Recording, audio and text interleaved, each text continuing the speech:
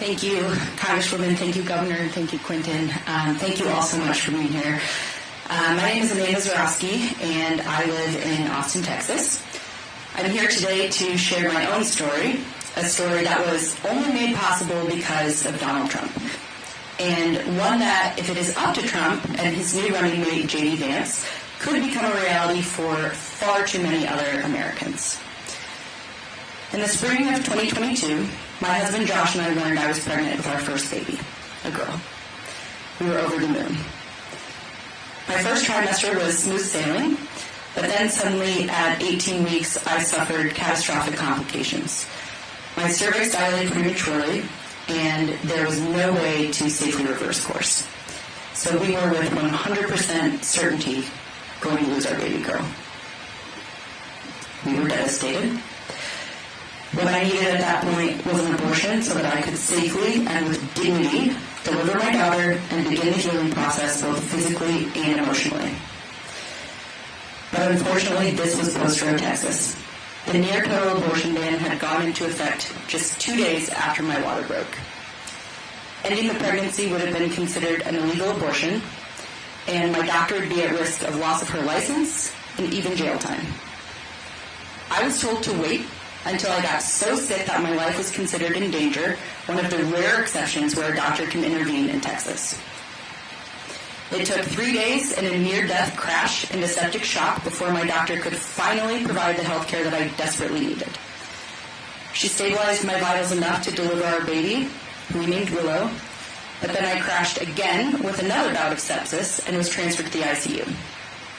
I was there for 3 days, and my family flew in from across the country for fear that I wouldn't make it through the night. It was in that dark and lonely hospital room where I realized I was actually lucky. I lived, and I knew others might not be so lucky. What I went through was nothing short of barbaric, and it didn't need to happen, but it did because of Donald Trump. Donald Trump and his allies continuously brag about killing Roe v. Wade, and it is unthinkable to me that anyone could cheer on the cruel abortion bans that nearly took my life. But they do. Tonight we're going to hear from Trump's running mate, J.D. Vance, a man with a record just as extreme and an agenda just as threatening as Donald Trump. Don't just take my word for it. He has an A+ rating from the Susan B. Anthony Pro-Choice America list and supports a nationwide abortion ban. He wanted to make it harder for Ohio voters to engage in a democratic process and vote to protect their fundamental right to reproductive health care. And his anti-choice agenda is so extreme that he doesn't even think there should be exceptions for rape or incest survivors. Actually saying 2 wrongs don't make a right.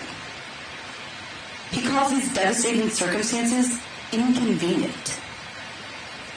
My husband Josh and I are now desperately trying to start a family through IVF, but J.D. Vance voted against legislation to protect IVF. It's appalling. Tragically, my story is not unique. I am one of many women in our country whose life has been put at risk because of Donald Trump and J.D. Vance's anti-reproductive freedom agenda. I know this because I've met them. From Texas to Arizona, Idaho to Georgia, women like me have been told that we're not sick enough to receive care that we desperately need. We've been turned away from hospitals. We've been found collapsed on bathroom floors. We have been told to flee our state borders in the hope of receiving basic reproductive care. We have been robbed of our freedom. I'm just one of those women. Like most Americans, I believe that healthcare decisions belong between a woman and her doctor. But if Donald Trump and J.D. Vance are elected, they will make my devastating story, the stories I've heard across the country, the reality for far too many more American women. That's why we must re-elect President Biden, Vice President Harris, and Democrats up and down the ballot.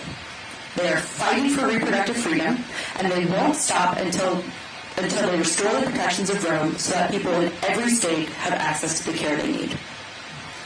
The stakes of this election could not be higher for our lives and for our future. Thank you.